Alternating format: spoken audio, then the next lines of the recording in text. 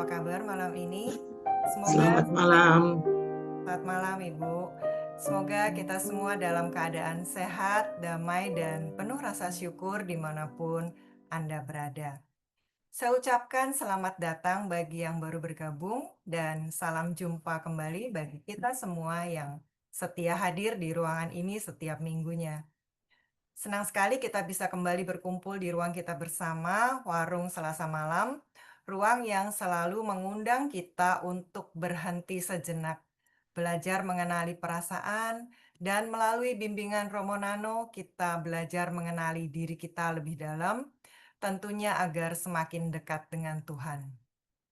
Bapak, Ibu, dan sahabat muda, minggu lalu kita belajar tentang doa eksamen. Romo James Martin mengatakan bahwa eksamen adalah salah satu doa yang paling mudah, yang bertujuan mengajari kita mengalami Tuhan. Semakin sering kita bereksamen, semakin sering kita akan melihat Tuhan. Dan minggu lalu, Romo Nano memberi kita PR, mengajak kita untuk mulai mempraktekannya setiap hari selama sebulan. Nanti sebulan lagi, supaya perlahan menjadi kebiasaan. Bagaimana? Saya berharap sudah banyak yang melakukannya ya setiap malam. Bapak Ibu, eksamen biasanya tidak membangkitkan perasaan yang meluap-luap. Eksamen lebih merupakan doa yang mengolah wawasan daripada perasaan. Lalu, apa artinya merasakan sesuatu dalam doa? Lebih luas lagi, apa yang terjadi dalam doa? Perjalanan kita bersama buku Belajar Berdoa karya Romo James Martin SY sudah sampai di bab ke-10 yang terdapat di halaman 201 sampai 254. Kita akan diajak melihat dan memahami apa yang sebenarnya terjadi ketika kita berdoa. Apa yang terjadi setelah kita menutup mata saat berdoa? Dan ketika sesuatu terjadi, apakah yang terjadi itu benar? Ini adalah pertanyaan-pertanyaan yang sering muncul dalam hidup rohani banyak orang. Malam ini Romo Nano akan membantu kita menyelami jawaban yang ditulis oleh Romo James Martin, yaitu buah-buah doa yang paling umum terjadi. Tentu akan lebih lengkap kalau Bapak Ibu sudah sempat membacanya terlebih dahulu bab 10 ini, supaya bisa lebih dalam memahami penjelasan Romo Nano di webinar ini.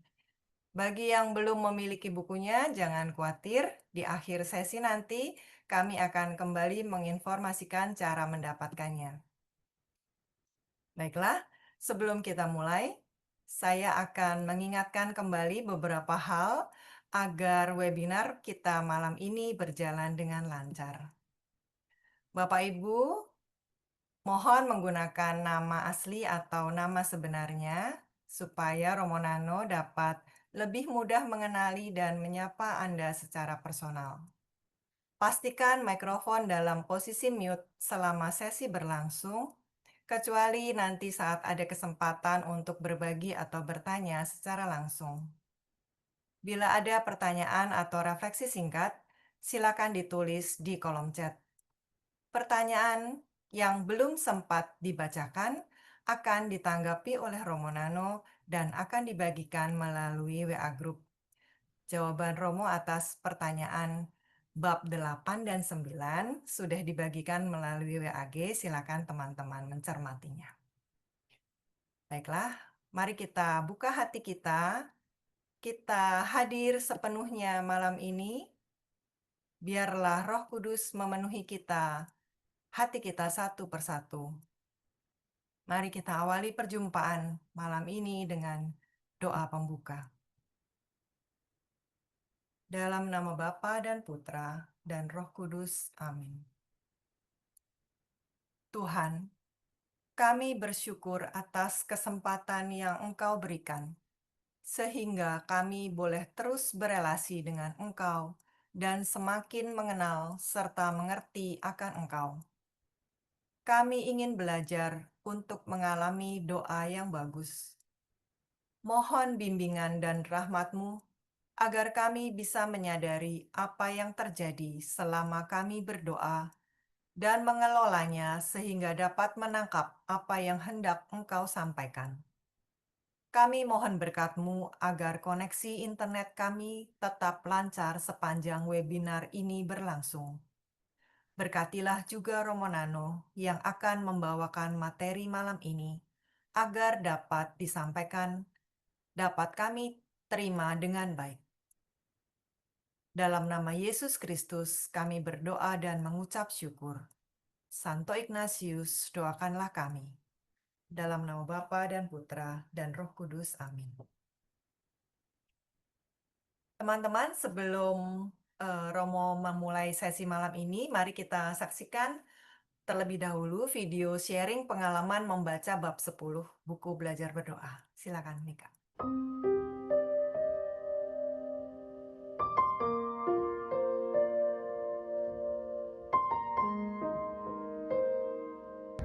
Bagi saya, berdoa adalah hal yang sangat mendasar dan sangat penting dalam saya berelasi dengan Allah.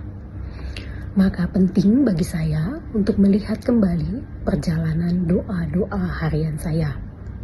Saya bersyukur bahwa Pater James Martin dalam bukunya Belajar Berdoa menolong saya untuk melihat kembali perjalanan doa harian saya. Dalam buku Belajar Berdoa, Pater James Martin menjelaskan dengan sangat gamblang disertai dengan beberapa contoh yang membantu saya untuk melihat kembali perjalanan doa harian saya. Saya tertarik pada bab 10 mengenai hal-hal yang dimunculkan Tuhan dalam doa, baik itu perasaan ataupun ingatan, sebagai sarana untuk Allah berkomunikasi kepada saya. Dan melalui buku ini, saya juga menemukan banyak insight-insight, hal-hal baru yang selama ini belum saya temukan mengenai berdoa. Dan dengan buku ini, dengan segala penjelasan yang diberikan oleh Pater James Martin, saya berharap saya bisa memperbaiki relasi saya dengan Allah melalui doa dengan lebih baik lagi.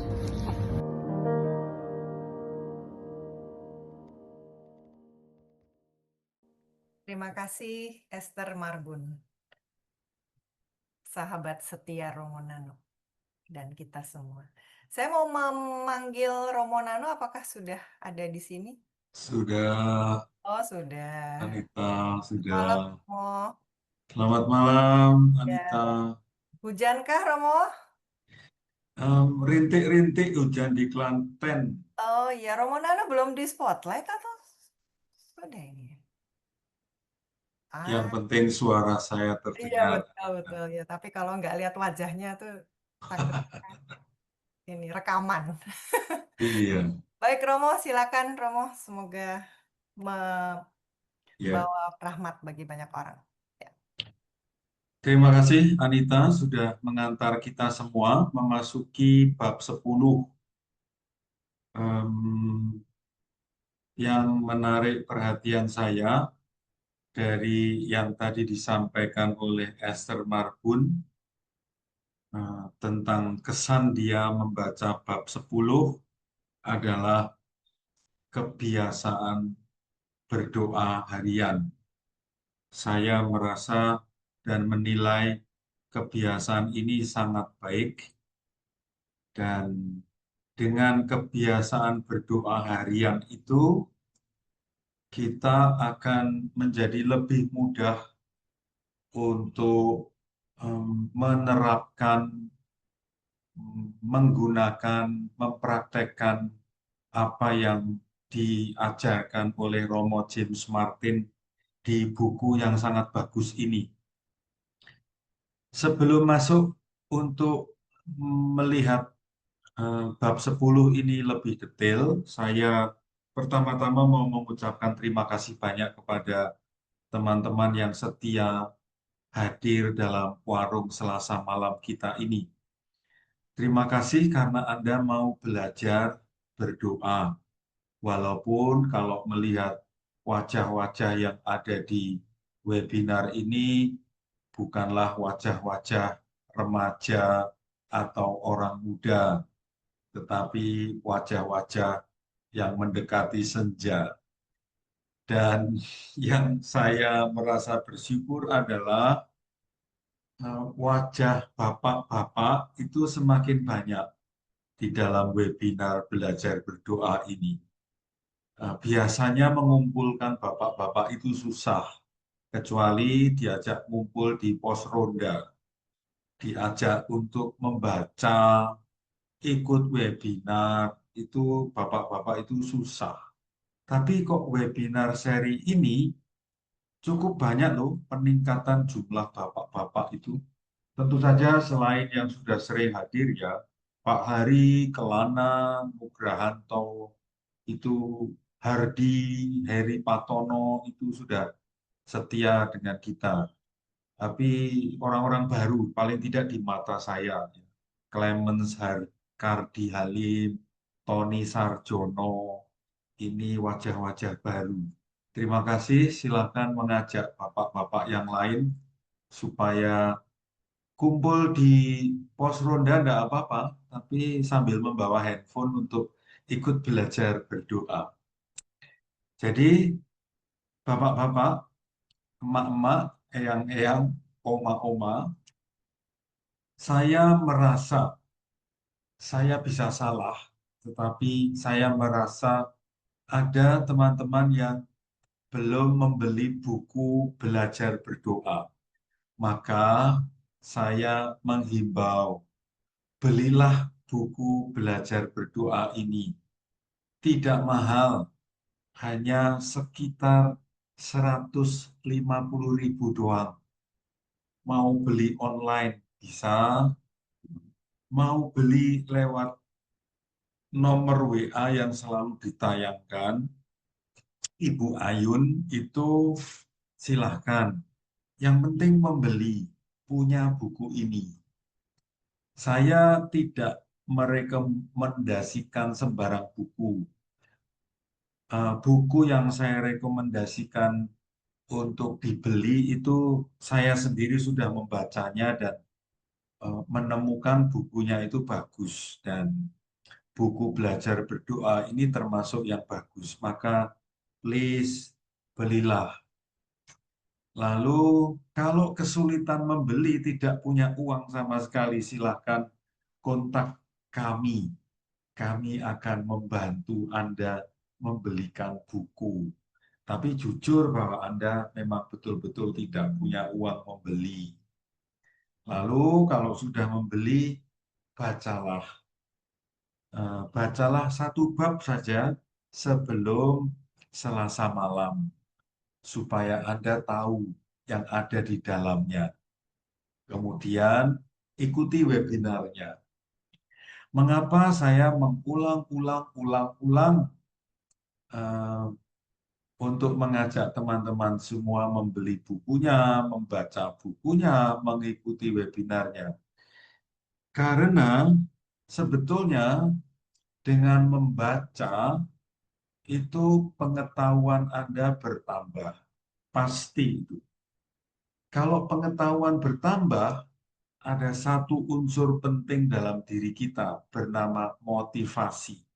Jadi pengetahuan itu menggerakkan motivasi. Dan kalau saya sudah termotivasi, saya akan praktek. Dan ketika saya sudah praktek, apalagi kalau prakteknya harian, paling tidak melakukan eksamen setiap hari, saya mau meyakinkan Anda semua, teman-teman, bahwa keterampilan Anda berdoa pasti tumbuh, berkembang, maju. Jadi silahkan beli buku, baca buku, ikuti webinarnya, Anda akan maju. Lalu berikutnya yang perlu saya jelaskan adalah ketika kita membaca buku belajar berdoa ini harus sadar, atau paling tidak saya sendiri sadar bahwa James Martin sebagai penulis buku itu punya pengalaman doa yang banyak, mendalam, bervariasi. Mengapa bisa begitu? Ya, karena dia adalah seorang imam serikat Yesus yang punya kebiasaan, mekanisme, keterampilan berdoa karena dididik oleh yang utama oleh latihan rohani. Dan karena itu, maka dia punya banyak pengalaman. Nah, saya berharap ketika teman-teman membaca bukunya James Martin, Anda tidak kesulitan memahaminya. Yang menguntungkan bagi kita adalah apa yang ditulis oleh James Martin dalam buku ini, selain pengalaman dia pribadi, itu juga pengalaman teman-teman awam yang dia bimbing dalam bimbingan rohani atau yang dia dengarkan dari seminar-seminar workshop yang dia lakukan. Maka James Martin menangkap aneka macam pengalaman dan pertanyaan dari awam. Maka semoga buku yang berisi pengalaman James Martin dan juga pengalaman banyak awam itu memotivasi Anda untuk mengembangkan hidup doa. Dan saya mengajak Anda semua, ketika kita mengatakan kata doa atau kita praktek berdoa, tidak hanya sekedar minta ini, minta itu, bukan, tetapi saya mau mengajak Anda semua untuk memahami doa lebih luas, lebih mendasar, sebagai sebuah cara untuk berelasi personal dengan Allah terus-menerus setiap hari. Seperti halnya suami, istri, bapak, ibu, bapak, anak, ibu, anak, antar teman, kan perlu berkomunikasi, berelasi personal sesering mungkin, bukan? Karena kalau tidak ada komunikasi, tidak ada relasi yang setiap hari dibangun, maka kualitas relasinya menjadi dangkal. Maka semoga pemahaman tentang doa sebagai sebuah cara untuk membangun relasi dengan Tuhan itu mulai kita pahami dan memotivasi kita untuk berdoa setiap hari. Saya ingin memulai membahas bab 10 ini berangkat dari pertanyaan-pertanyaan yang ditulis oleh James Martin di bukunya bab 10 ini. Ada macam-macam pertanyaan. Beberapa yang saya kutip ulang di slide ini adalah, seperti apa sih yang disebut dengan pengalaman doa yang bagus itu? Atau pertanyaan lain, apa saja sih yang mungkin terjadi selama aku berdoa? Atau pertanyaan yang ketiga, seperti apa sih tanda-tanda ketika Tuhan menyampaikan sesuatu padaku saat berdoa? Teman-teman sekalian, pertanyaan-pertanyaan ini mungkin juga menjadi pertanyaan-pertanyaan Anda. Kalau teman-teman mempunyai pertanyaan-pertanyaan lain, silahkan Anda mencatatnya. Semoga dari penjelasan yang akan kita dengarkan nanti, pertanyaan-pertanyaan Anda terjawab. Atau kalau pertanyaan Anda belum terjawab, silahkan nanti menulis di chat room. Bab 10 itu berbicara tentang 8 tanda, 8 unsur yang sering kali dipakai oleh Tuhan untuk menyapa kita. Kita sebagai orang yang berdoa, yang mencoba mengkomunikasikan diri pada Tuhan, seringkali punya pemahaman, punya harapan, Tuhan itu nanti menjawabnya dengan cara-cara tertentu. Sekali lagi, saya, Anda yang berdoa itu pasti punya harapan, keinginan, pemahaman. Tuhan menjawabnya dengan cara-cara tertentu. Nah, James Martin amat membantu kita di bab 10 ini karena dia menunjukkan kepada kita 8 hal yang sangat mungkin merupakan tanda, cara, unsur yang dipakai oleh Tuhan untuk menyapa, menyenggol, menegur, apapun kata kerjanya, yang penting ini dari Tuhan. Jadi 8 itu adalah perasaan. 2, wawasan atau insight atau gagasan atau ide. 3, kadang-kadang ingatan-ingatan kita itu muncul tiba-tiba dalam doa. Oh, bisa jadi loh, itu cara Tuhan mau menyapa kita. Keempat, kehendak atau keinginan atau dorongan untuk melakukan sesuatu yang baik. Tentu saja yang baik ya. Kelima, gambar. Gambar. 6, kata. 7, perasaan yang sulit dijelaskan. 8, pengalaman mistik. 8 ini silakan teman-teman Anda nanti ikuti satu persatu, kemudian dalam doa-doamu coba cermati. Kemungkinan salah satu atau salah dua akan muncul. Kita mulai dari yang pertama, perasaan. Ada 2 jenis perasaan. Perasaan yang pertama tidak mengejutkan. Perasaan yang kedua mengejutkan. Apa yang dimaksud? Perasaan yang tidak mengejutkan. Sebelum berdoa, saya merasa sesuatu. Pada waktu saya berdoa, perasaannya masih sama. Jadi ada hubungan yang sangat dekat gitu. Ada kesamaan perasaan antara sebelum berdoa dan sesudah berdoa.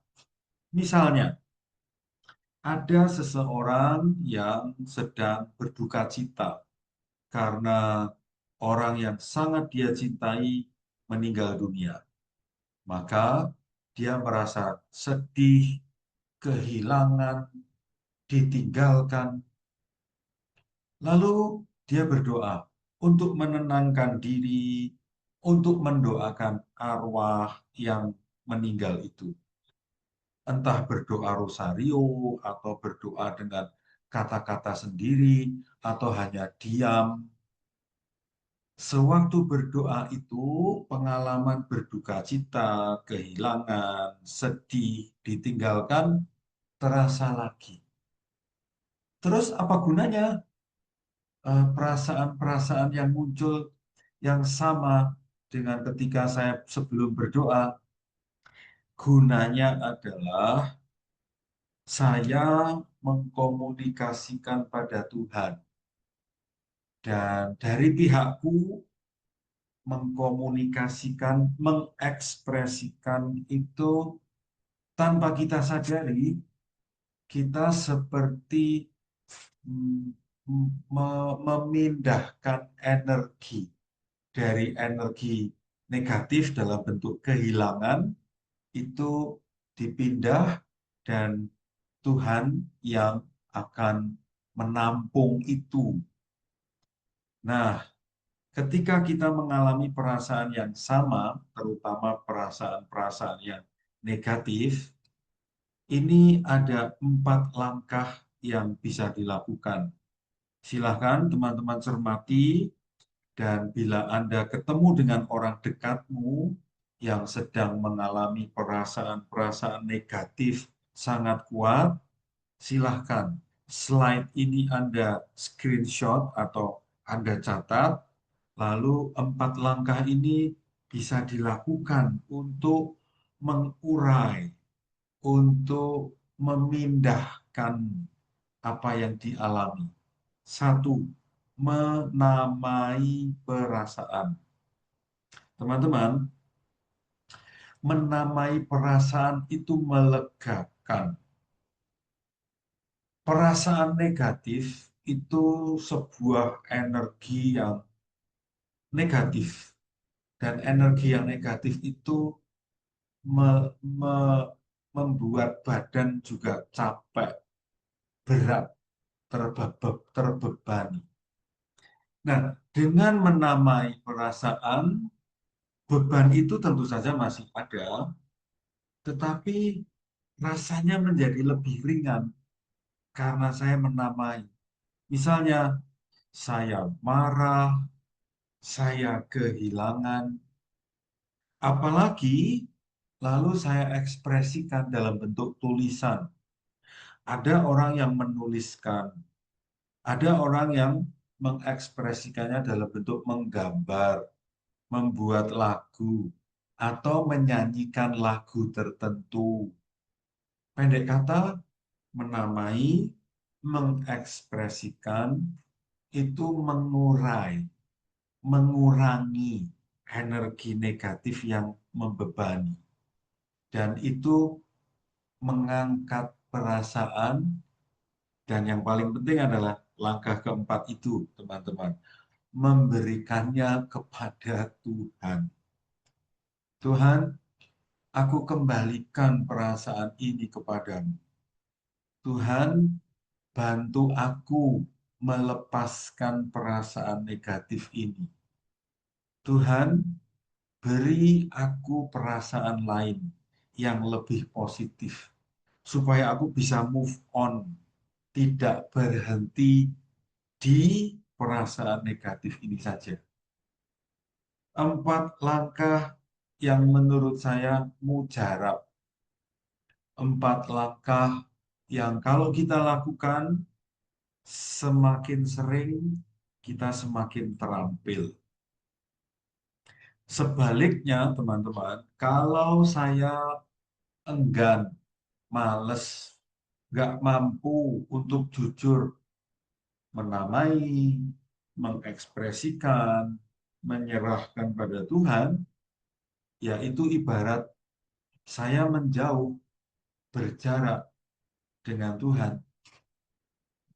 Sebagai sebuah contoh ya, misalnya Pak Ramlan berteman baik dengan Pak Heri Patono.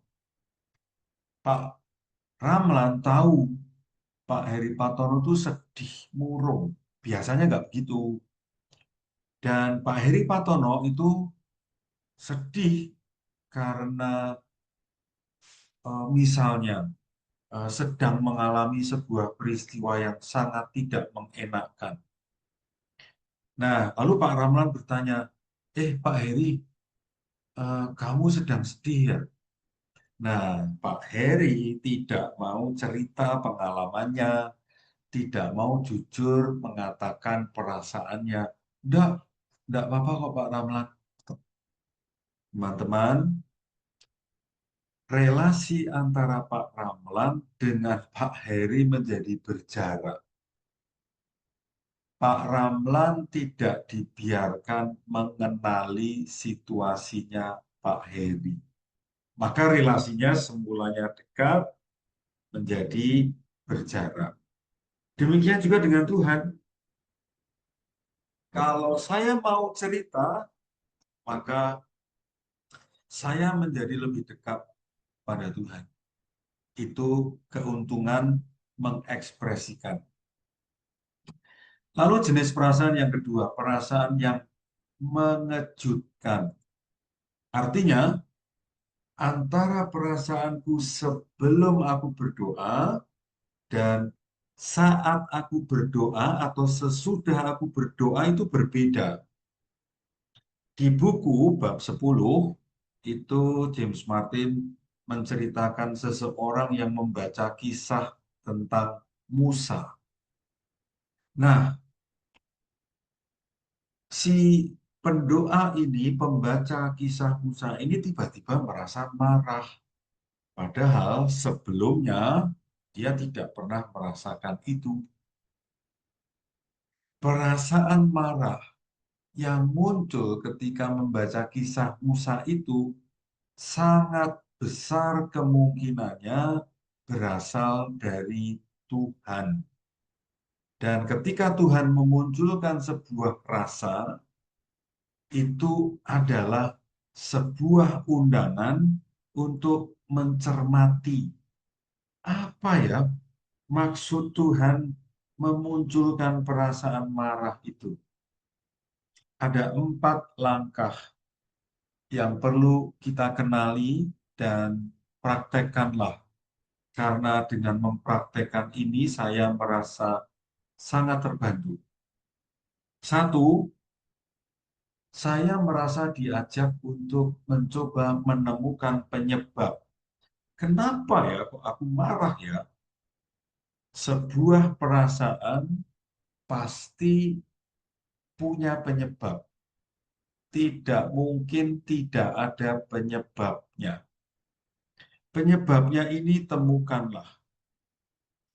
Dan, oh, aku marah karena misalnya Tuhan bertindak kasar pada Musa. Dan itu membuat saya marah. Kok Tuhan kejam pada Musa? Maka aku marah pada Tuhan yang kejam itu.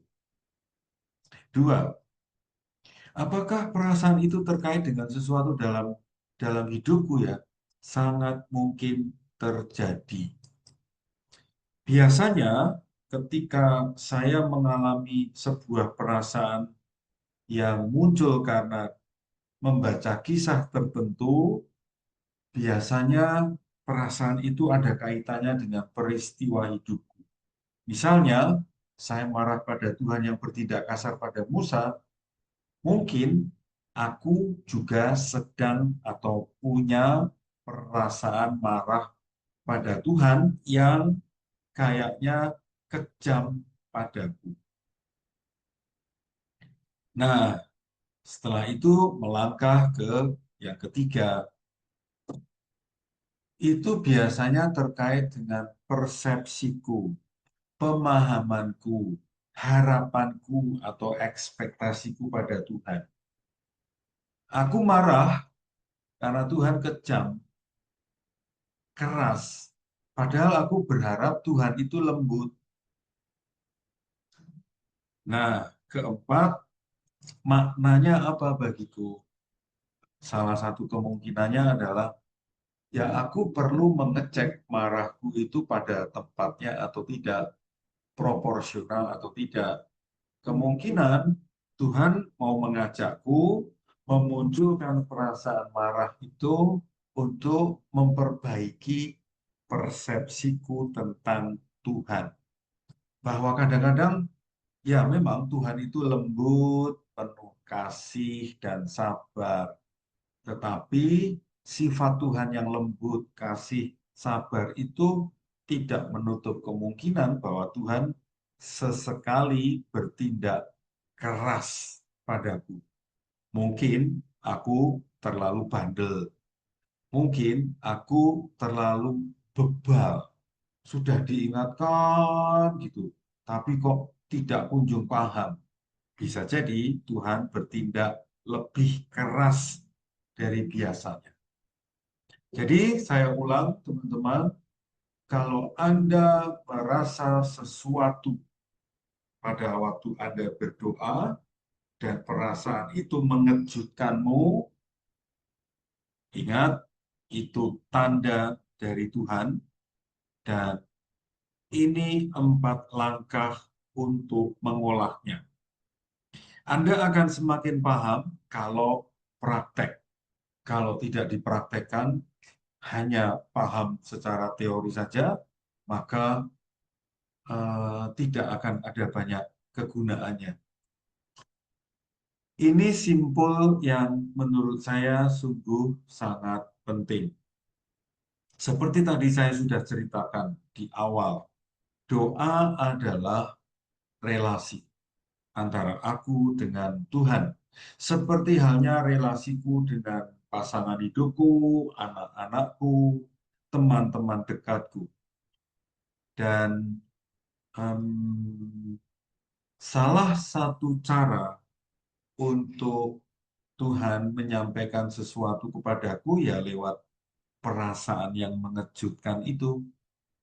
Karena itu ketika aku mengalami sebuah perasaan yang mengejutkan, aku perlu memberi perhatian padanya.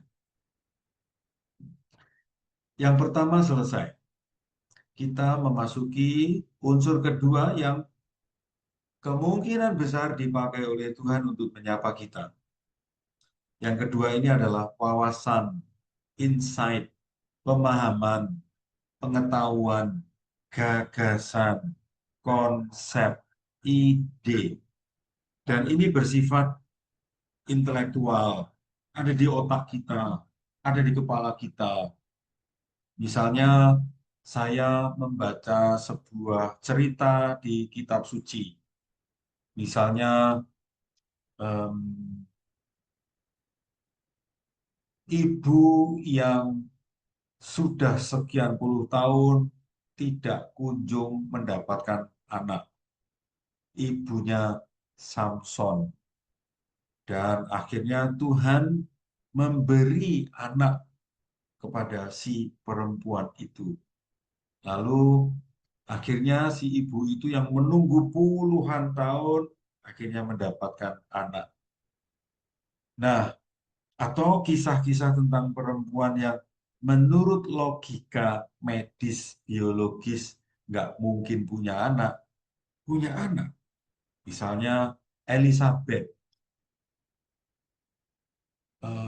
sudah lanjut usia, tetapi kok ya bisa punya anak? Atau kebalikannya, Maria, bundanya Yesus, masih sangat muda, bahkan sebelum menikah dengan Yusuf bisa mengandung. Tiga contoh perempuan yang di luar logika biologis medis kok bisa mengandung, membuat saya menjadi punya wawasan, insight, pemahaman. Oh, benar ya yang sering dikatakan orang itu, bagi Tuhan tidak ada yang tidak mungkin. Nah, karena tidak ada yang tidak mungkin bagi Tuhan, itu menjadi alasan saya untuk berani percaya pada Tuhan. Berani berharap bahwa hal-hal yang di luar logika sangat mungkin terjadi dan dilakukan oleh Tuhan. Ya, sebagai sebuah contoh adalah kisah dari Injil Lukas. 4 orang yang menolong orang sakit. Dan orang sakit itu ditandu oleh 4 orang itu dibawa kepada Yesus dan akhirnya sembuh. Cerita ini memberi banyak insight pada saya. Misalnya, kalau saya sakit, saya teringat cerita ini dan percaya pasti ada orang yang peduli padaku, membantuku untuk sembuh.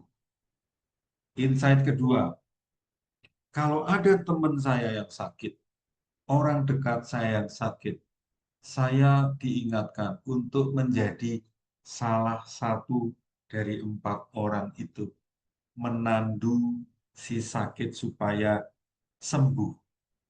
Yang ketiga, insight-nya adalah Yesus itu sumber kesembuhan. Yesus itu sumber kesehatan. Nah, teman-teman, insight-insight seperti ini sangat mungkin terjadi berasal dari Tuhan untuk menyapa kita. Ketiga, ingatan, memori. Tuhan itu dapat menggunakan ingatan kita untuk mengingatkan pesan tertentu. Dan ini bisa saja muncul saat berdoa atau di luar berdoa, terutama ketika kita berdoa. Ketika aku berdoa, kok tiba-tiba aku ingat ya peristiwa itu. Padahal misalnya terjadinya 15 tahun yang lalu. Atau bahkan lebih lama lagi. Kok aku diingatkan pada masa kecilku ya, teman-teman.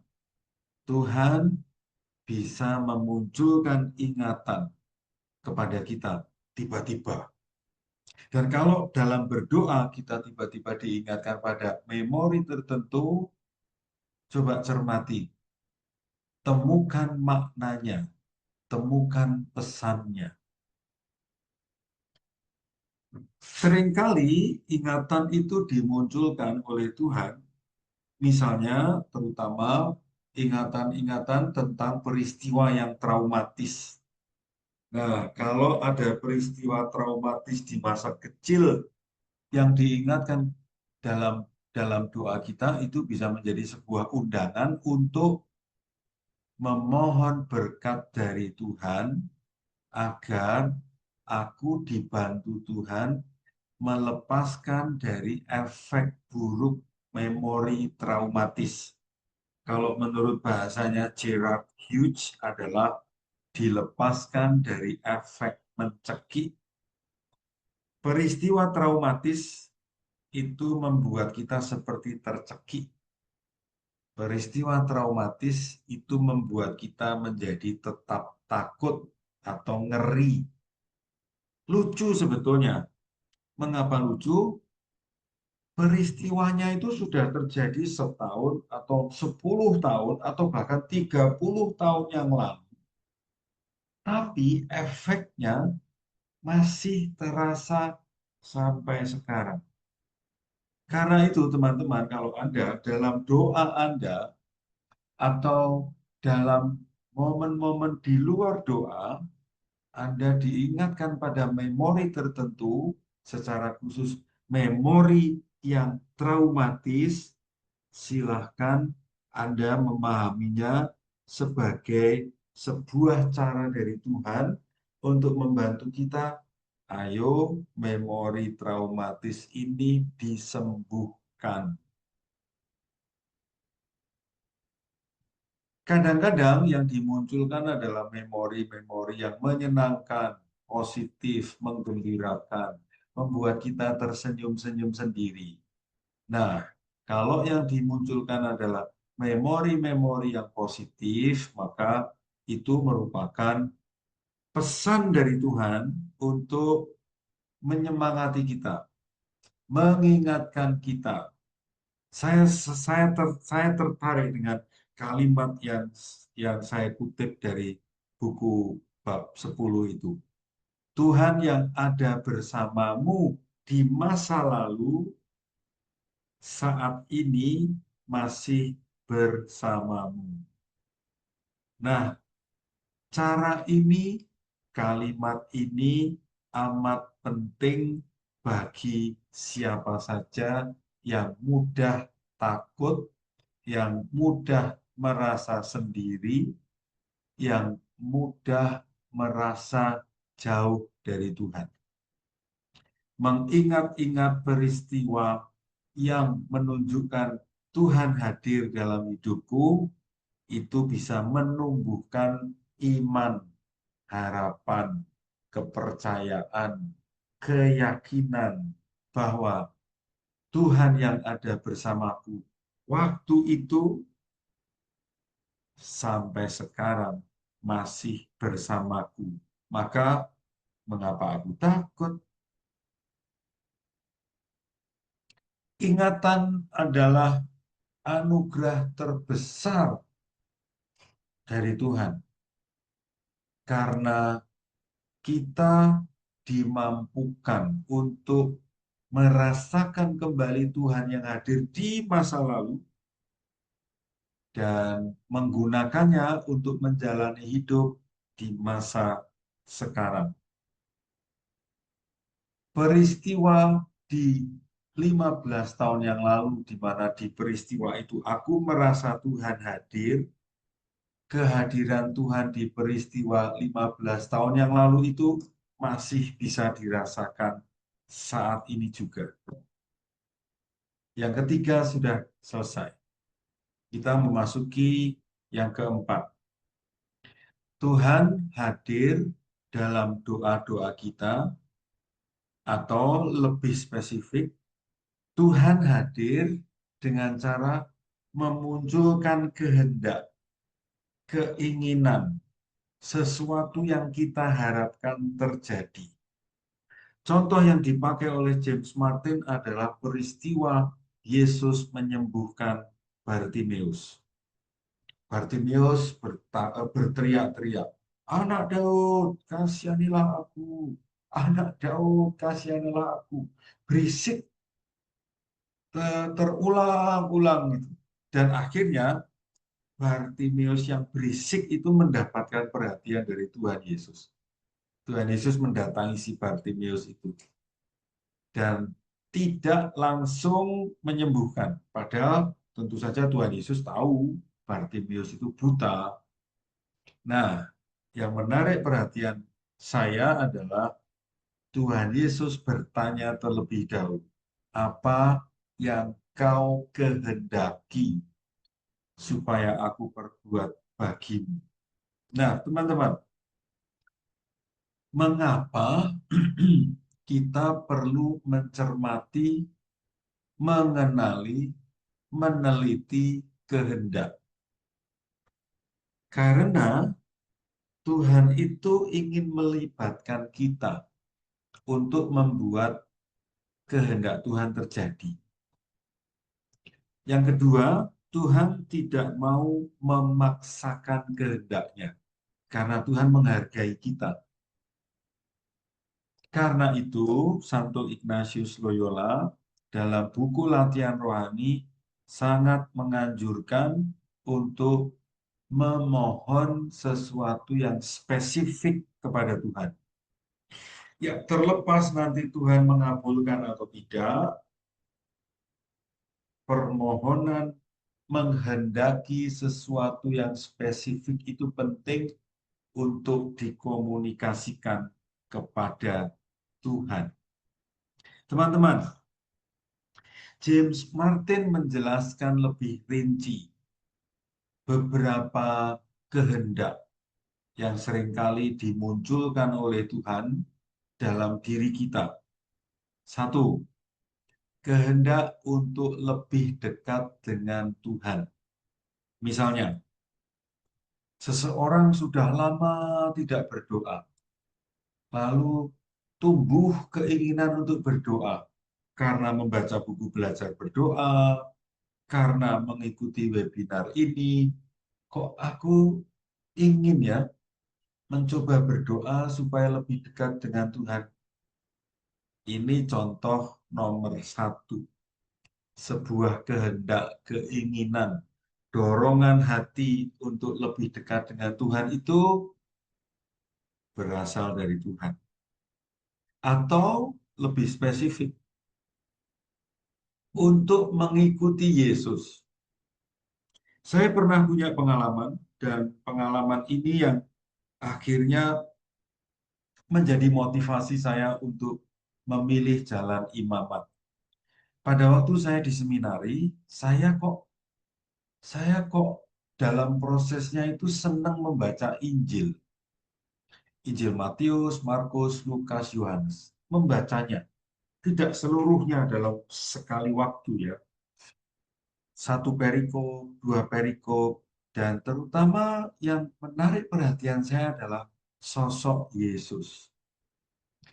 Semakin sering membaca kisah tentang Yesus, saya kok semakin tertarik pada figur Yesus. Dan ketika ketertarikan saya pada Yesus itu saya ikuti, akhirnya pilihan mengikuti dorongan itu yang membawa saya pada hidup menjadi seorang imam sekarang ini. Saya yakin bahwa setiap orang sangat mungkin diberi oleh Tuhan sebuah kehendak untuk mengikuti Yesus. Kemungkinan yang ketiga, Tuhan bisa loh memunculkan sebuah kehendak dalam diri kita untuk menjadi pribadi yang lebih baik. Kenapa? Mungkin dalam durasi waktu yang cukup lama, saya menjadi orang yang seenak-enaknya sendiri. Lalu Tuhan memunculkan sebuah kehendak. Ayo, jadi orang yang lebih baik. Atau saya kok melihat tokoh tertentu dan saya merasa diingatkan, ayo menjadi orang seperti itu, yang unggul dalam relasi pertemanan, yang unggul dalam pekerjaan dia, yang bagus sebagai seorang bapak atau suami atau istri atau ibu. Kemungkinan yang keempat, Tuhan memunculkan kehendak dalam diriku untuk meneladan orang kudus, entah aspek tertentu atau pola hidup orang kudus itu. Saya memilih gambar seorang anak kecil yang mengimitasi, yang mencontoh, yang mengikuti, copy paste istilah kita zaman sekarang. Anak kecil mengcopy paste bapaknya, mendorong mesin rumput. Gambar ini menunjukkan bahwa setiap orang sejak kecil itu mempunyai sebuah daya, kemampuan, kapasitas, potensi untuk menyontoh sesuatu yang baik. Sayangnya, daya dan potensi mencontoh orang ini juga dalam hal yang buruk, jelek, negatif. Kali ini kita diingatkan bahwa kita sesekali kadang-kadang digerakkan untuk mencontoh orang kudus. Misalnya, salah satu ungkapan orang suci yang menginspirasi banyak orang, termasuk awam, mungkin termasuk di antara kita adalah yang sering dikatakan oleh Santa Teresia dari Kanak-kanak Yesus. Dan itu lalu dipakai juga kalau tidak salah oleh Ibu Teresa.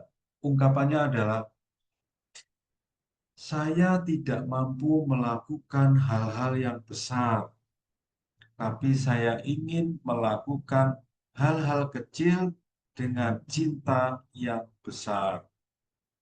Nah, ini sebuah contoh bagaimana aku diberi kehendak oleh Tuhan meneladan orang kudus pada aspek tertentu. Dan yang terakhir, sangat sering terjadi dalam diri kita, dan saya juga yakin dalam diri Anda, teman-teman. Allah memunculkan kehendak untuk melakukan sesuatu yang baik dalam doamu. Aku kok tergerak mau melakukan eksamen ya. Aku kok tergerak untuk ikut ekaristi harian ya. Aku kok tergerak untuk menjadi prodiakon ya. Aku kok tergerak ya membaca buku belajar berdoa. Teman-teman, kalau ada sesuatu yang baik muncul dalam kehendakmu, itu dari Tuhan. Apa yang perlu kita lakukan? Praktekkan, lakukan, realisasikan. Unsur yang kelima, gambar yang terbayang. Gambar ini bisa dalam bentuk gambar dalam benak kita, ya, fantasi kita, imajinasi kita, rumah, orang, taman, benda tertentu, mobil, pengalaman aku berjalan, dan seterusnya, dan sebagainya. Gambar-gambar yang muncul dalam benak, imajinasi, fantasi, itu juga sering dipakai oleh Tuhan untuk menyapa kita. Ada orang yang diberi kemampuan melihat gambar dalam benaknya, dalam fantasinya itu agak kabur, seperti gambar perempuan di sebelah kiri. Membayangkan apel itu tidak detail, tidak jelas. Ada orang-orang yang membayangkan apel itu jelas, detail, warnanya, bentuknya, ukurannya. Nah, Tuhan bisa saja memunculkan dalam bentuk gambar yang kabur atau gambar yang jelas. Memang tidak setiap gambar itu berasal dari Tuhan. Tidak setiap gambar. Tetapi gambar dari Tuhan selalu bersifat positif, baik. Karena Tuhan adalah kebaikan dan sumber kebaikan, maka pasti gambar-gambar yang berasal dari Tuhan pasti baik. Kalau sebaliknya gimana? Gambar yang muncul itu tidak baik. Sangat besar kemungkinannya gambar-gambar yang ada dalam benak kita bukan dari Tuhan. Kita sudah menyelesaikan 5 unsur. Masih ada 3, dan yang keenam adalah kata-kata. Kata-kata yang muncul itu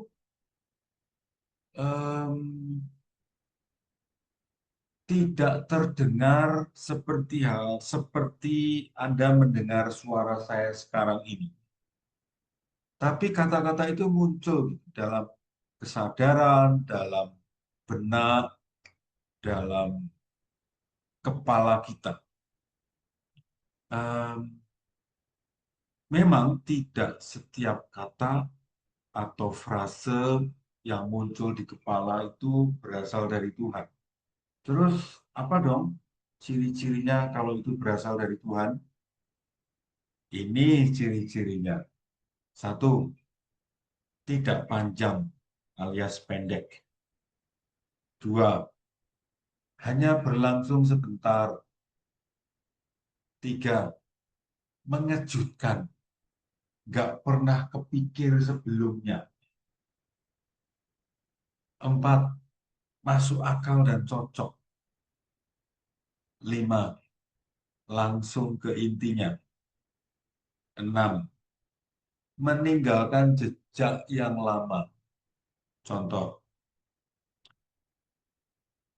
saya merasa takut, khawatir, gelisah. Saya diingat, terus tiba-tiba saya diingatkan pada cerita tentang para murid yang bersama Tuhan Yesus naik perahu di danau Genesaret. Dan danaunya itu diguncang oleh angin besar dan kuat gitu. Lalu mereka mulai ketakutan. Tuhan Yesus sedang apa? Tidur. Murid-murid yang ketakutan, panik itu langsung membangunkan Yesus. Tuhan, guru, mengapa kamu tidur? Kita sedang diguncang-guncangkan ini. Lalu Tuhan Yesus menyapa, menegur lebih tepatnya. Jangan takut. Nah, ungkapan jangan takut itu dari Tuhan.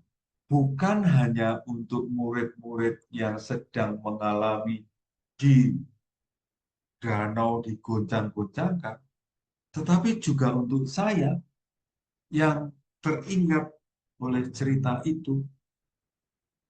Nah, biasanya pengalaman seperti tadi itu seperti menampar, to the point, kena langsung pada penyakitnya, dan dampaknya adalah saya merasa sungguh-sungguh disapa oleh Tuhan.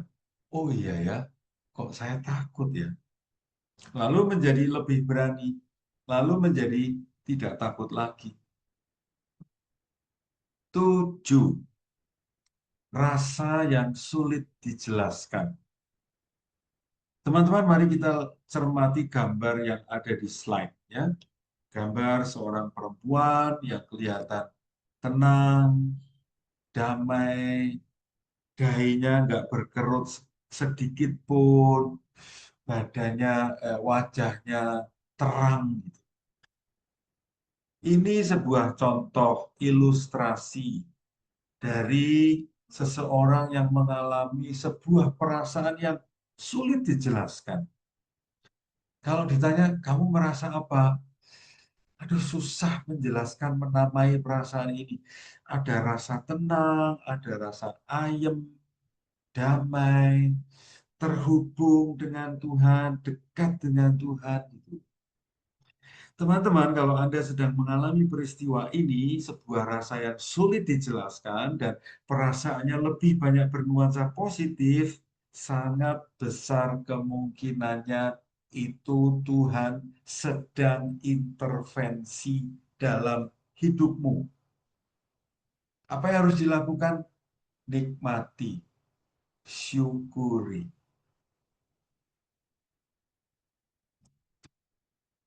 Dan seringkali ketika kita mengalami momen seperti ini, kita susah menggambarkan. Campur baur perasaannya. Ya, tidak perlu menjelaskan, nikmatilah, syukurilah, dan kalau sudah mengalami itu, dan saya mengusulkan kepada Anda untuk meyakini bahwa Tuhan tidak pernah meninggalkanku sendirian. Masalah masih banyak, urusan masih berjibun, pusing kepala ini ya. Tapi dengan perasaan yang susah dijelaskan, tapi aku merasa dekat dengan Tuhan ini, aku menjadi semakin yakin Tuhan terus menemaniku kok. Santo Ignatius Loyola mempunyai banyak catatan peristiwa yang dialami itu, perasaan yang susah dijelaskan, dan itu merupakan sebuah intervensi Tuhan dalam hidupnya. Dia hanya menuliskan satu kalimat pendek ini. Aku tidak bisa menjelaskan apapun tentang apa yang terjadi. Aku merasa atau melihat dengan cara yang susah aku jelaskan. Aku hanya bisa menangis. Bahkan di hari-hari lain, Ignatius hanya menulis air mata, air mata. Karena dia tidak bisa menjelaskan itu lebih detail lagi.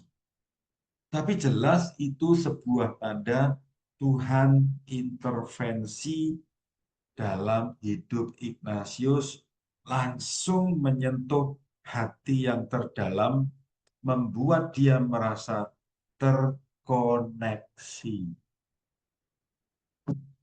Terakhir, yang kedelapan, pengalaman mistik. Mistik di sini didefinisikan oleh James Martin dengan singkat, semoga tidak kesulitan memahaminya. Sebuah peristiwa, momen, aku sebagai manusia hampir terhubung secara luar biasa dengan Tuhan. Ini mirip-mirip sih dengan yang nomor 7 tadi.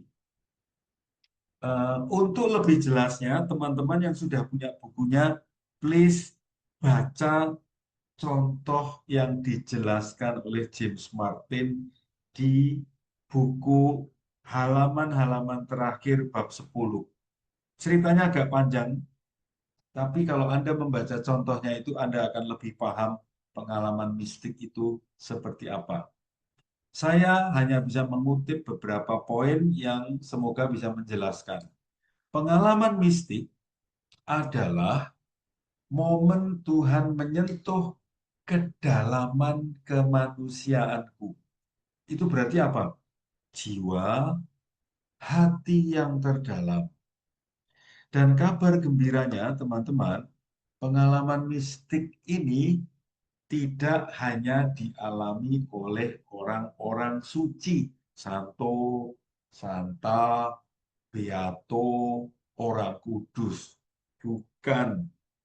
Kita semua, entah itu Suster Sophie, Suster Emirenciana, entah itu Sieni, Budiarti, Robin, Jani, Marta, siapapun, semua yang hadir di webinar ini sangat mungkin mengalami pengalaman mistik. Bahkan saya yakin Anda pernah mengalaminya. Saya mau cerita 2 pengalaman mistik yang pernah saya alami. Di dalam keluarga, bapak, ibu, kakak-kakak saya itu tidak mempunyai tradisi memeluk. Entah kangen, entah ingin dekat, entah sedih, entah apa, tidak ada tradisi memeluk. Maka saya setelah dewasa baru saya memulai tradisi itu. Dan saya mempunyai kerinduan untuk dipeluk oleh bapak terutama. Dan sayangnya sampai ayah saya meninggal, saya belum pernah dipeluk oleh bapak. Namun dalam relasi saya dengan beberapa pribadi yang dekat, itu saya mengalami dipeluk.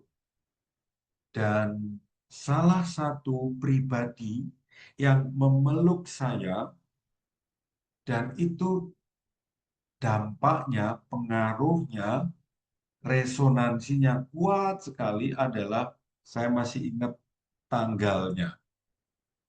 Tanggal 15 Agustus tahun 2012, kira-kira pukul 6:30 malam.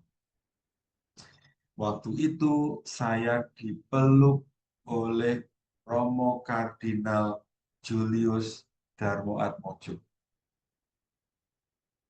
Di waktu saya dipeluk itu, saya menangis habis gitu.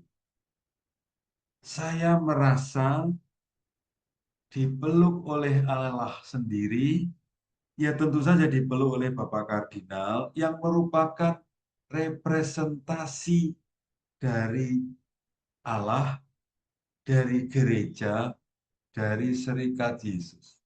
Aduh, campur-campur amat sangat membahagiakan. Dan dalam sebuah doa saya teringat momen itu, 15 Agustus 2012. Aduh, saya menangis lagi. Dan saya merasa dekat sekali dengan Allah. Dan itu bagi saya adalah contoh konkret pengalaman mistikku. Pengalaman mistik yang kedua, saya senang dengan tontonan di YouTube dengan judul Ruang Sahabat Mahfud MD. Ada banyak orang yang diundang oleh Pak Mahfud datang ke podcastnya ini. Yang mengesan bagi saya adalah peristiwa ketika Pak Luhut Binsar Panjaitan diundang.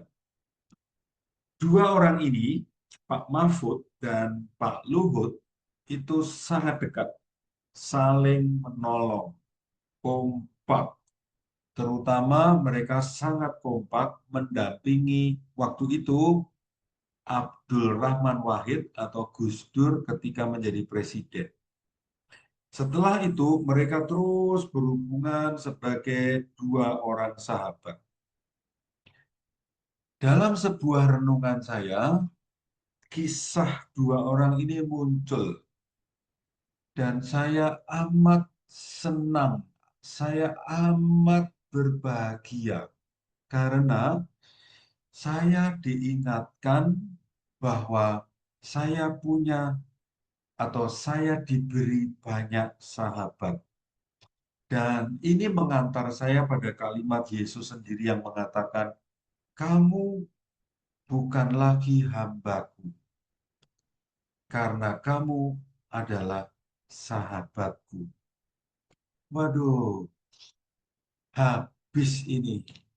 eh, Bocor dah air mata saya merasakan kata sahabat dari Yesus sendiri, juga diingatkan pada beberapa orang yang betul-betul menempatkan saya sebagai sahabat mereka dan mereka saya tempatkan sebagai sahabat. Bagi saya ini pengalaman mistik ya, pengalaman di mana saya diingatkan pada peristiwa-peristiwa tertentu dan saya lalu merasa diingatkan untuk Tuhan sangat dekat pada saya.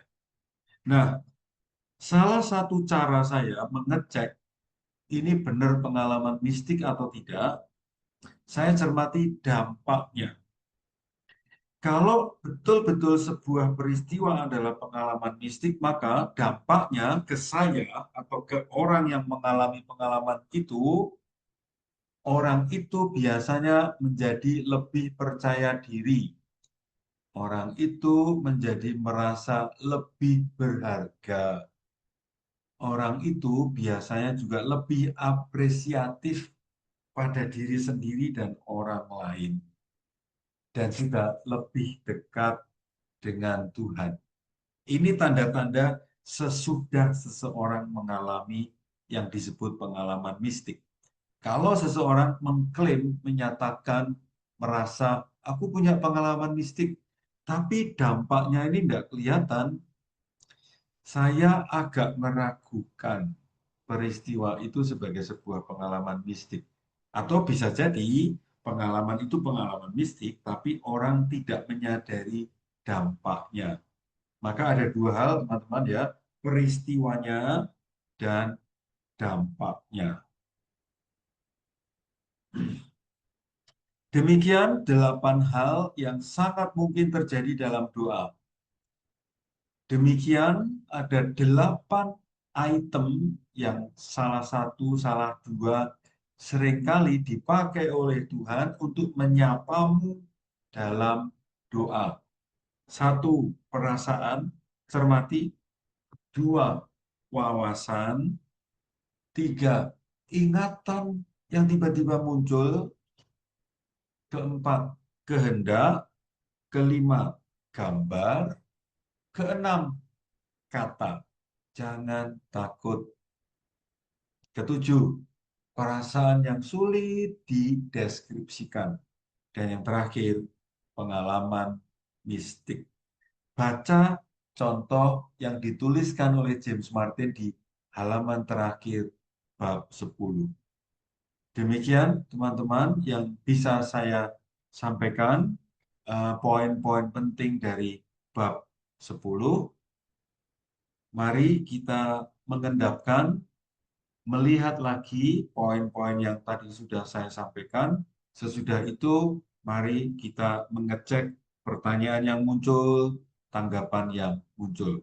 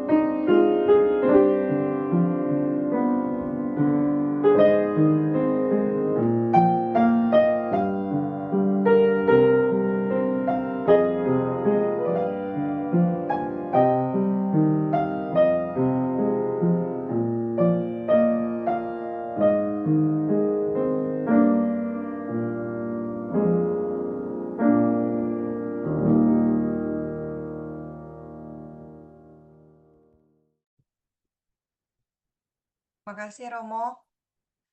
Diberi kisi-kisi oleh Romo James Martin dan dijelaskan dengan apa, kami jadi lebih mudah memahami dengan gambar-gambar yang Romo pilih karena gambar-gambarnya semua ikut berbicara. Keren Romo. Jadi setelah diberi kisi-kisi, setelah ini setiap kali berdoa kita boleh cek ya Romo apa yang terjadi saat Ya, betul. kita Saya berdoa ya setuju Romo. dengan istilahmu kisi-kisi. Mm-mm. Tapi saya tidak tahu nih, senior-senior kita paham nggak dengan istilah kisi-kisi ya? Iya.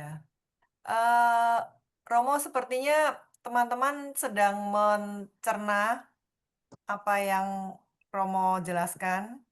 Ya, Ada pertanyaan di ruang chat. Eh, Mungkin kita bisa berikan kesempatan teman-teman untuk berbagi pengalaman doa gitu, Romo. oke, ya Tadi bisa. Romo, tadi Romo Nano sudah memberikan men-sharingkan pengalaman pribadi juga dan Romo James juga sudah memberikan contoh yang panjang lebar di bukunya. Teman-teman mungkin ada yang mau berbagi? Silahkan kalau Silahkan ada yang raise hand. berbagi atau bertanya, silahkan. Iya, Atau mencoba memberi reaction yang sekarang ini gaya baru bisa bergerak, boleh. iya, iya, iya. Kalau saya ingat-ingat, kalau saya tuh kayaknya sering yang Nah, ingatan itu, Romo. ingatan ya. Ya, berdoa jadi Hmm, ingat sesuatu. Tapi tadi yang Romo jelaskan tuh, ya apa?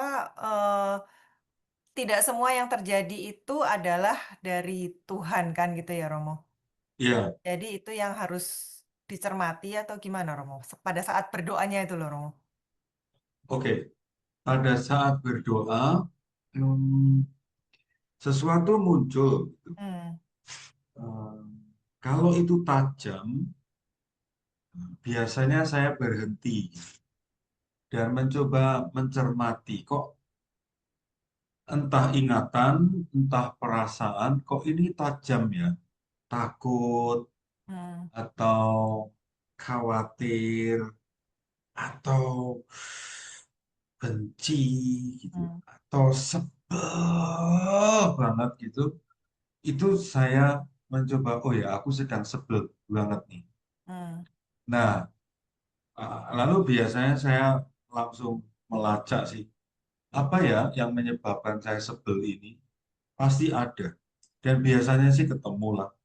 Oh, itu yang membuat saya sebel. hmm, Nah, kalau saya sudah tahu perasaanku, penyebabnya apa, lalu saya mencoba berpikir-pikir, saya harus apa ya?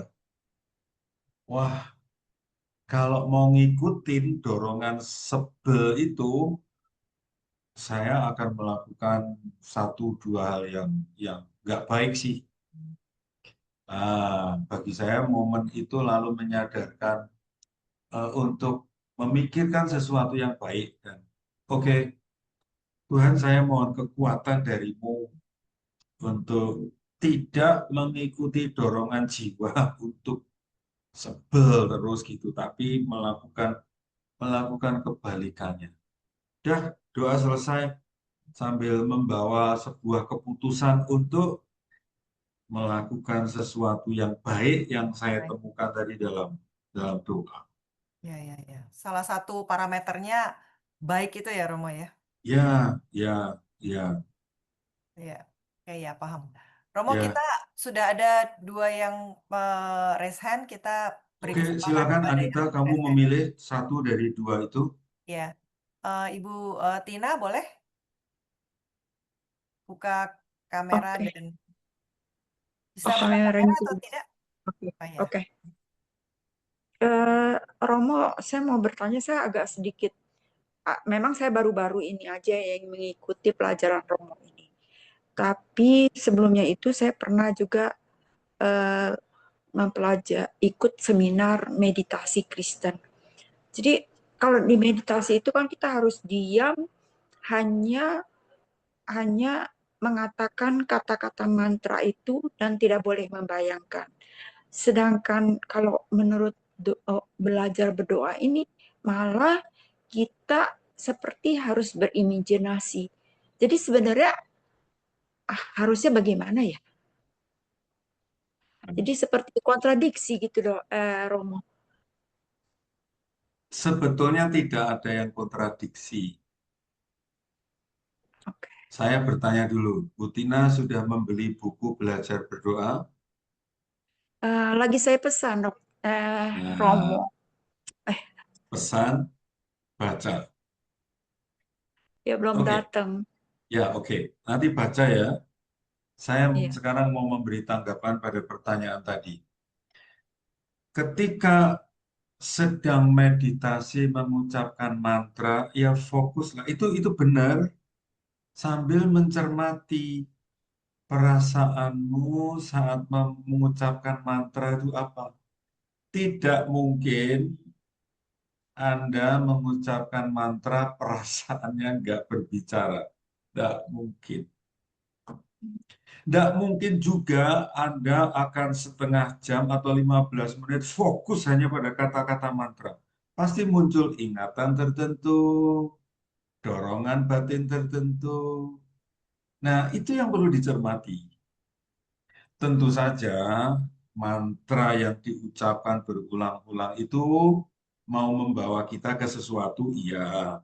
Kalau itu bisa dialami, syukur. Kalau tidak, ya ini tadi perasaan yang muncul, ingatan yang tiba-tiba muncul, dorongan batin yang tiba-tiba muncul. Cermati. Ada 8 tadi Oh, kan? Cermati. oh gitu ya. Oke? Itu bukan. ah, Itu sebagai salah satu bentuk doa.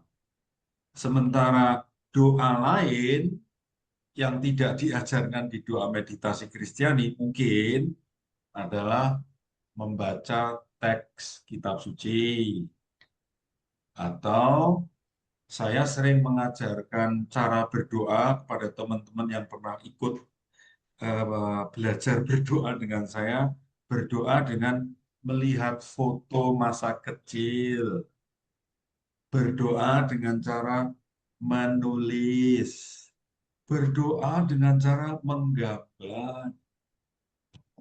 Jadi ada macam-macam cara berdoa. Dan itu tidak ada yang bertentangan. Oh, oke. Ya, Karena jadi, begini, Romo. Maaf. ah, oke, silakan. eh, oke. Eh, karena begini, Romo. Kalau menurut meditasi Kristiani, kalau kita sedang bermeditasi, lalu muncul bayangan-bayangan, imajinasi kita, itu katanya merupakan satu eh, apa ya, eh, la- lanturan apa sih namanya tuh, eh, Traksi, perubahan pikir, bukan apa ya, lanturan, Pantura. lanturan ya. Pelanturan. Pelanturan oke, itu jadi mengganggu mengganggu meditasi. Jadi kita harus balik lagi ke mantra itu. Jadi bagaimana itu? Jadi itu ingin melakukan. uh, saya suka dengan cara doa yang Romo ajarkan itu. Tapi saya juga ingin mencoba untuk meditasi karena uh, itu katanya bisa menenangkan hati kita. oke. Begini. Saran saya, ikuti yang diajarkan di doa meditasi Kristiani itu. Ikuti. Dua, saya sealiran dengan James Martin yang cermati perasaan yang muncul dalam doa bentuk apa saja. Oh, Misalnya pas tidak berdoa dengan cara doa meditasi Kristiani, cermati perasaan yang muncul, ingatan yang muncul.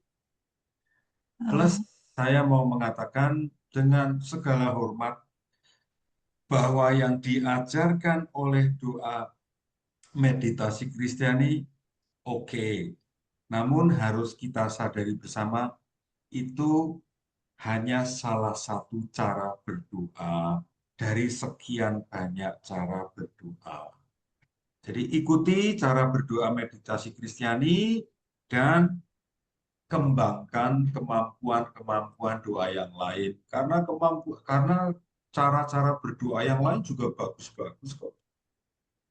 Iya, Jadi jangan terperangkap hanya dengan satu metode doa saja. Sayang, karena ada sekian banyak cara berelasi dengan Tuhan. oke. Oke, Oke, semoga oke, baik. yang dijelaskan oleh James Martin itu memperkaya. Terima kasih, Romo. Terima kasih atas Yang penting ceritanya. baca bukunya ya, Romo. Ya, baik. Iya, saya pesan tapi belum tiba ini. Ya, semoga Bukan tepat. itu ya. Terima Sudah kasih, Kak cukup, Butina. sudah lama pesannya? Eh, enggak sih, baru 2 minggu lalu ya kayaknya hari. Eh, eh. 2 minggu lalu. Tapi nggak tahu ya, karena mungkin saya pesannya di waktu weekend, jadi mungkin tidak terbaca. Lewat Ibu Ayun itu. Ya, udah kok Iya, Romo sudah dikonfirm di udah Muari. udah dikonfirm ya. Oke, Terima oke. kasih Bu Tina, selamat Oke. Terima kasih melanjutkan membaca. Bu Anita, makasih atas pertolongannya sehingga buku saya diproses jadi. Oke, makasih. Ya, Ibu Monica, boleh membuka kamera? Ibu Monica yang raise hand. Maaf, saya nggak bisa buka kamera, soalnya ada yang mengganggu nanti. Oh iya, baik. Si kecil Silakan Ibu. nanti. Iya, Ya, silakan. eh, jadi saya ada pengalaman dari yang tadi Romo sampaikan ya. Ya saat saya semalam itu berdoa sampai nangis karena saya memang lagi dalam kondisi yang nggak nyaman gitu. Saya marah besar gitu ya. Sampai akhirnya ya saya punya pikiran jelek, ya udah lihat aja nanti saya juga bisa kok berbuat jahat gitu ya. Tapi ternyata setelah itu saya lagi mandi tadi pagi, ngapain ya saya begitu? Mbok didoakan saja, itu kan lebih baik gitu loh. Terus saya bilang, aduh terima kasih Tuhan saya nggak punya niat jahat jadinya. Ya jadi memang sih pengalaman doa seperti itu dan saya juga mendapat teguran dari Tuhan itu dari hal-hal sederhana kan saya sekarang sedang menemani seorang anak kecil 4 tahun yang ditinggal bekerja orang tuanya kan. Nah dari dia itu saya banyak belajar justru Tuhan membimbing saya dari dia gitu loh. Dia bisa bilang, aku berpikir akhirnya aku memutuskan. Kasihan banget saya bilang. Padahal itu anak umur 4 tahun. Terima kasih. Wah, Terima kasih, Monica. Ya, saya melihat Tuhan intervensi ketika Monica terdorong berbuat jahat. Lalu mengintervensinya dalam bentuk sebuah insight gitu. Kenapa harus berbuat jahat? Berbuatlah kebalikannya yang baik. Gitu. Menurut saya yang diceritakan Monica itu masuk kategori dalam kisi-kisi itu nomor 2, insight, gagasan. Bisa juga dalam bentuk kehendak, gitu. Nomor 4. berapa? 4. Terima kasih ceritanya, Monica. Karena kena air dingin mandi itu Romo kayaknya. Sudah panas Terima kasih membara, mandi sama-sama. itu cool. Bisa Langsung jadi. full. Terima kasih Ibu Monica. Selamat menimba pelajaran dari anak umur 4 tahun. Ya, Ya. Baik, ada beberapa yang sudah menuliskan pertanyaan, Romo. oke, mari kita Dari- cermati. Ya, dari Katrina. Malam, Romo. 7, nomor 7, rasa yang sulit dijelaskan. Apa bedanya? Memang rasa itu yang sulit dijelaskan dengan sayanya yang belum mampu untuk mendeskripsikan, alias perlu berlatih belum mengenali nama-nama perasaan. Untung saya kenal Katrina ini, Anita. Jadi terima kasih ya Katrina, kamu menyampaikan hal ini. Dan yang disampaikan Katrina itu memang dua hal yang berbeda. Memang ada sebuah perasaan yang sulit dijelaskan, atau menjelaskannya harus panjang lebar, atau mungkin juga sulit menemukan kata-kata yang betul-betul representatif atau mewakili. Memang ada kondisi seperti itu. Tetapi tidak menutup kemungkinan kondisi yang lain, bahwa aku memang belum terampil membahasakan, walaupun sebetulnya peristiwanya tidak amat sangat sulit untuk dideskripsikan. Jadi saya sih mendukung Katrina untuk latihan terus, eh, memperbanyak vocabulary, perbendaharaan kata. Salah satu cara untuk memperbanyak perbendaharaan kata itu membaca. Jadi sebetulnya ada dua kaitan ya antara membaca dan mengekspresikan. Kalau jam terbang saya membaca itu sedikit, kemungkinan sangat besar perbendaharaan kata saya juga minim. Kalau banyak buku yang saya baca, maka perbendaharaan kata saya tanpa saya sadari berkembang. Maka teman-teman jangan lupa membeli buku dan membaca buku. Mengapa? Beneran deh, membaca buku itu, terutama buku ya, jangan membaca medsos terlalu sering. Karena tanpa Anda sadari, teman-teman, bahasamu itu sangat mungkin bahasa WA. Bahasamu bahasa SMS. Menulis aku bukan A, K, U, tapi Q. Atau hanya AK. Apa yang kamu baca membentuk pikiranmu. Kalau Anda membaca buku, nggak mungkin dong buku itu ditulis dengan bahasa WA. Nggak mungkin kan? Buku, apalagi buku belajar berdoa, ditulis dengan kalimat yang baku, tapi luwes sih, nggak kaku ya kalau Anda membaca, terjemahannya bagus. Beda terjemahan dengan panggil aku Lopez, itu terjemahannya agak ngawur ya.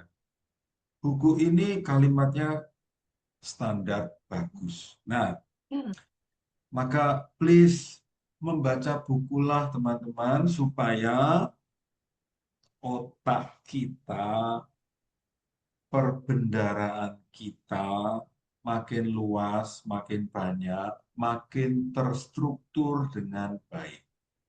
Ini mengapa saya mempromosikan terus membaca.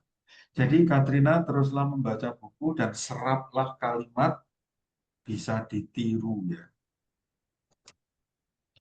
Itu tanggapan saya untuk Katrin, Anita. Oke, makasih Romo. Ini Catherine banget ya Romo ya. Iya, Katrin kita ini Ya. temannya Eh, Esther. ada pertanyaan dari Ibu Sri Rejeki di Semarang.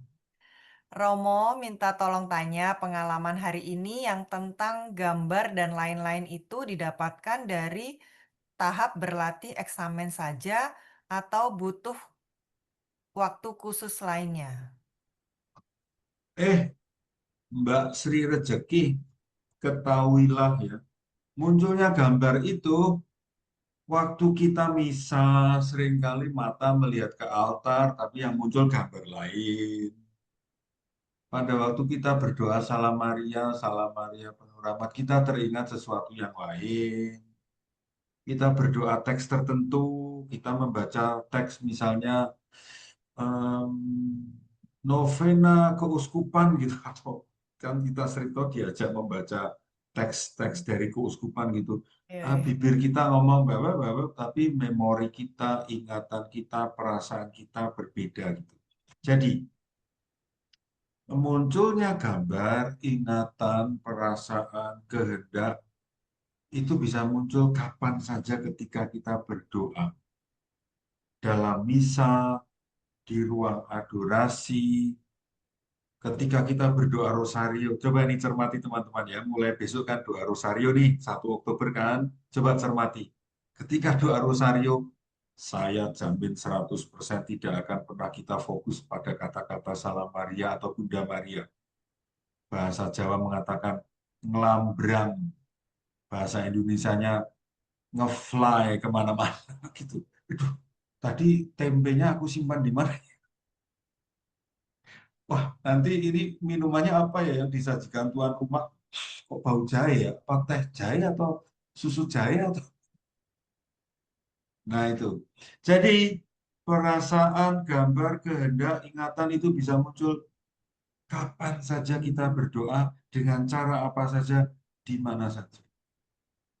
Bab 10 bagus banget karena memberi kita kisi-kisi, unsur-unsur yang harus kita perhatikan. Itu Anita untuk Ya, Bu Sri Rezeki.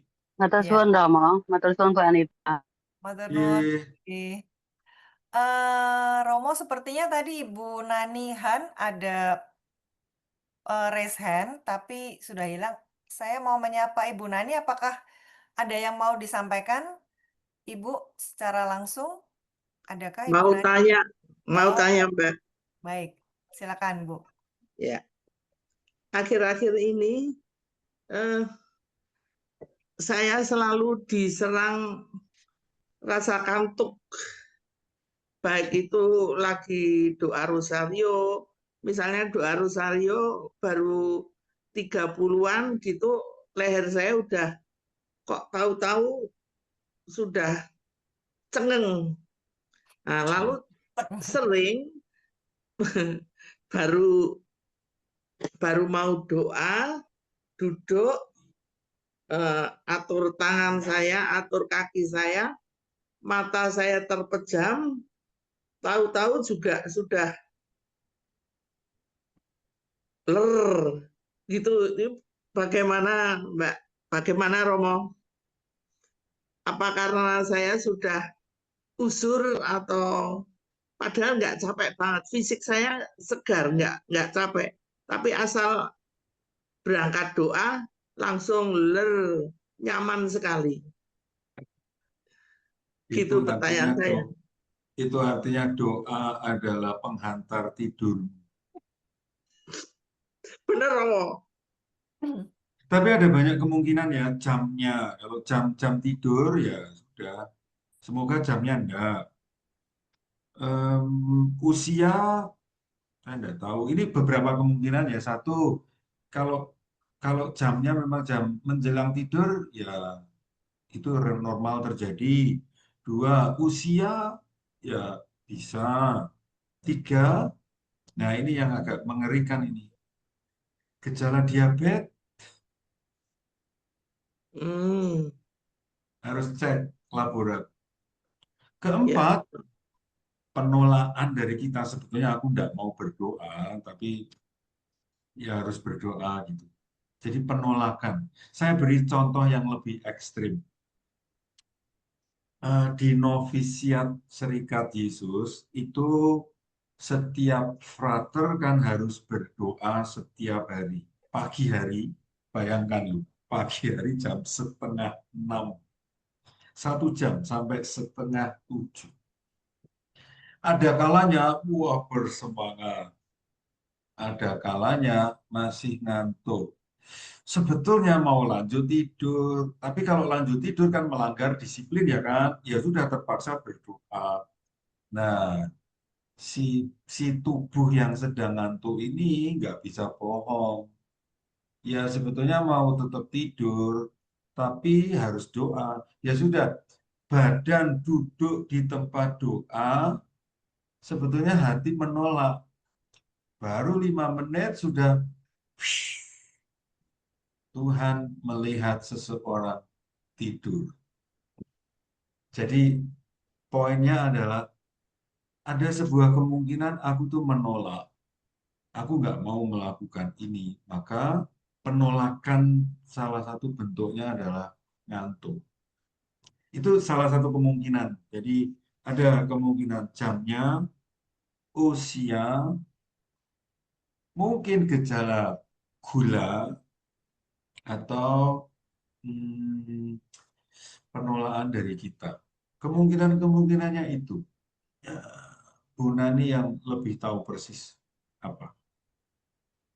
Saya sampai saya usahakan sebelum doa itu minum kopi dulu, Romo. Karena supaya saya segar dan saya mohon kekuatan untuk bisa menyelesaikan apa yang mau saya sampaikan pada Tuhan. Jam berapa? Biasa jam 3 pagi ketika ngelilir. Lalu itu jelas mungkin ngantuk sekali ya, Romo. Atau jam 7 sore sebelum ada rasa ngantuk.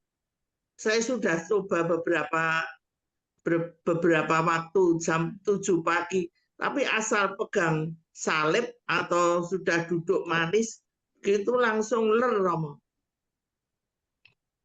Ya mungkin Kabar gembiranya adalah tidur itu menyehatkan.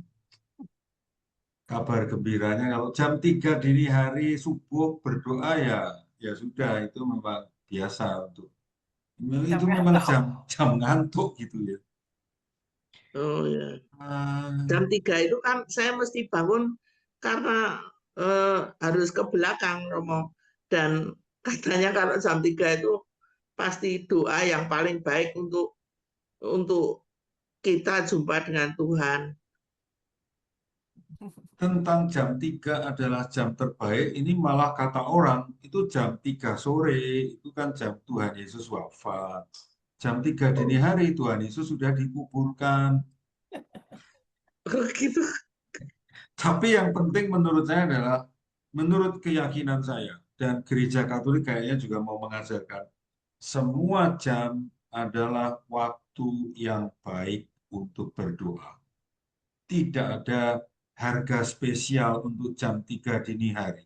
Mungkin Tuhan malah mengingatkan, Nanihan, kue tidur aja, itu jam tidur.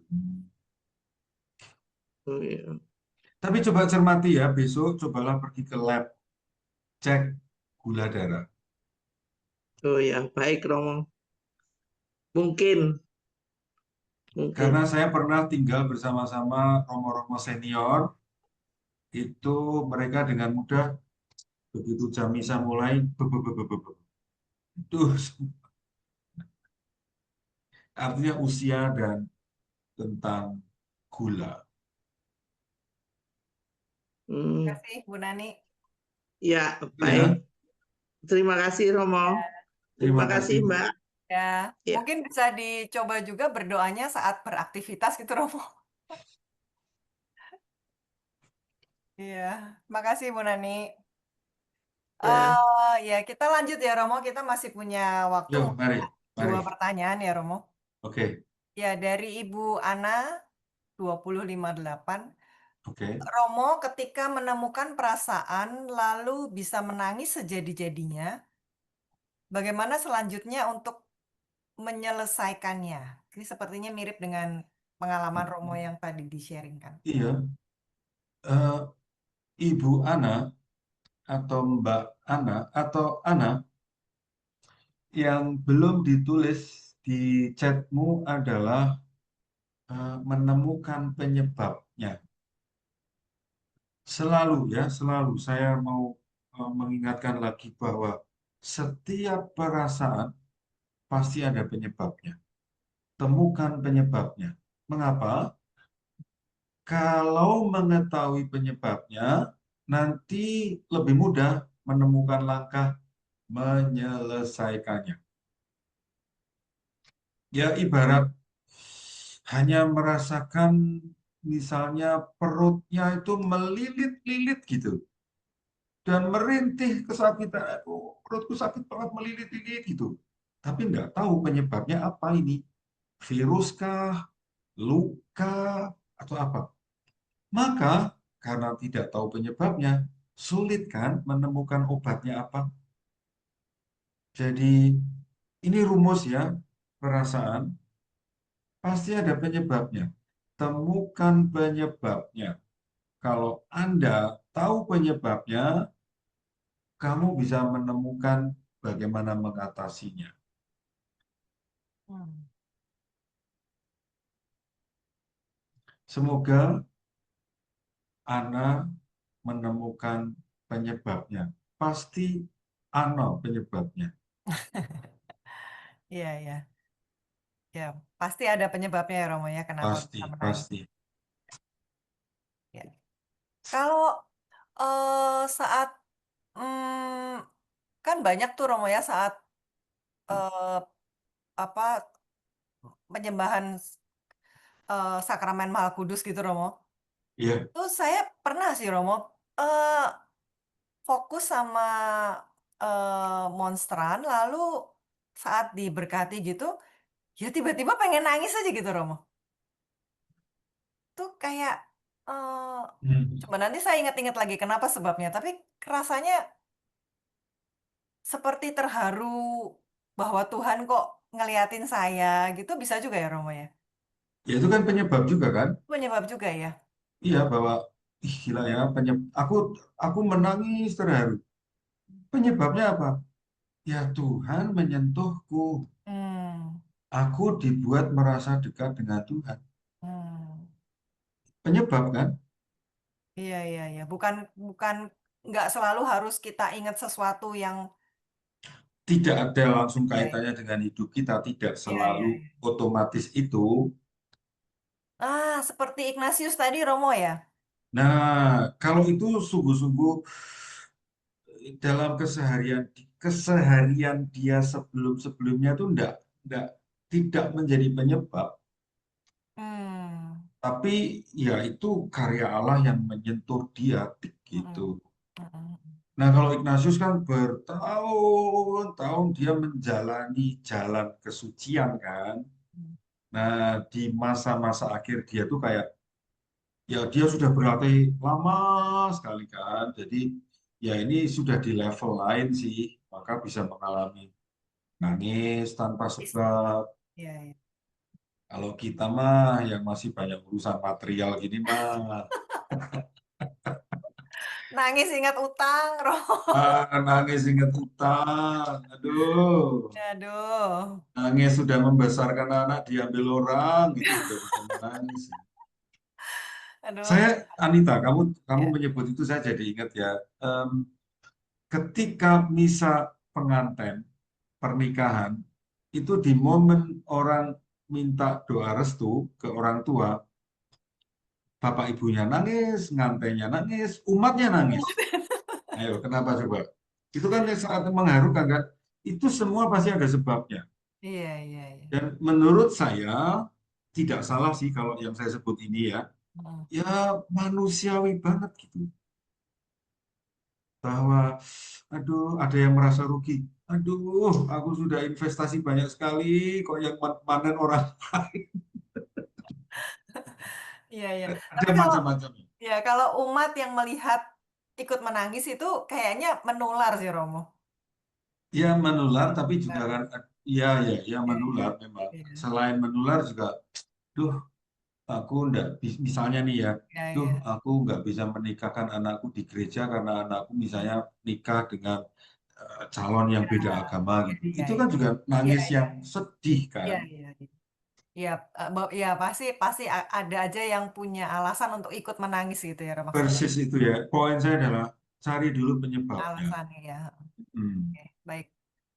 Ya Romo ini seru banget ya ini 8 buah Ya, doa ya, heeh. James Martin ini kita bagus banget kita bisa mencermati apa yang terjadi saat kita berdoa. Betul, Ya Romo saya betul. mau bacakan satu saja ini ada pernyataan sepertinya. Terima kasih Ibu Bernadette Rini sudah menuliskan dan ini ada dari Ibu Noviana. Romo, saya sudah mencoba mendoakan orang yang membenci saya. Awalnya berat, Romo, tapi ada kelegaan di hati. Sekarang saya sudah terbiasa Terima kasih, mendoakan. Noviana sudah menulis itu. Saya pun mengalami hal itu. Kebencian itu harus diakui, sebabnya pasti sudah gampang tahu, harus diekspresikan dan memang dimintakan rahmat dari Tuhan ya supaya kita bisa melampaui itu. Syukur kamu sudah mulai terbiasa, teruslah caranya itu dan itu menurut saya paling mujarab. Sekali lagi, saya mengusulkan untuk tidak mendoakan orang yang kita benci supaya berubah, boleh-boleh saja, tapi menurut saya yang utama adalah Tuhan beri saya rahmat mengalahkan kebencian. Itu menurut saya jauh lebih penting. Anita, tinggal 6 menit waktumu Ya, untuk menyampaikan beberapa hal. ya. Silakan. Romo ada 1-2 kata untuk kami bawa pulang minggu ini, Romo? 8 unsur. Selalu 1-2 hal muncul kapan saja berdoa, dengan metode apa saja. Salah 1, salah 2 dari 8 itu muncul. Cermati, karena persis itu biasanya Tuhan menanggapi doamu. Ya, Terima kasih. ya, keren banget. Terima kasih Romo Nano atas penjelasan yang membawa kami memahami bab 10 ini dengan lebih baik, terutama ditambah dengan yang kita sudah membaca bukunya. Terima kasih juga untuk Bapak Ibu serta sahabat-sahabat muda yang sudah hadir dan setia mengikuti seri belajar berdoa ini sampai sesi yang ke-10 malam ini. Mari kita lanjutkan pesiaran kita sambil terus membaca, terus berdoa, dan tetap ikuti webinar Selasa malam. Semoga hati kita semakin melekat pada Tuhan. Bapak Ibu, saya akan membacakan beberapa pengumuman sebelum kita menutup pertemuan kita dengan doa dan mohon berkat Tuhan melalui Romo Nano.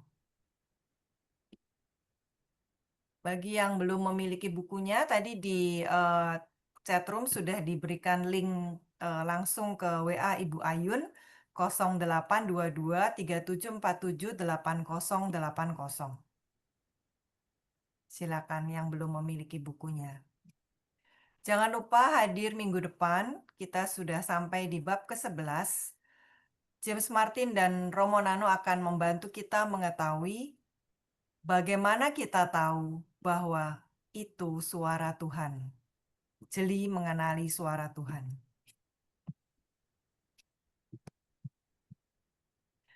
Bapak Ibu, terima kasih bagi Bapak Ibu yang sudah memberikan persembahan kasih melalui BCA 604-453-5887 atas nama Indriani I atau Liliana.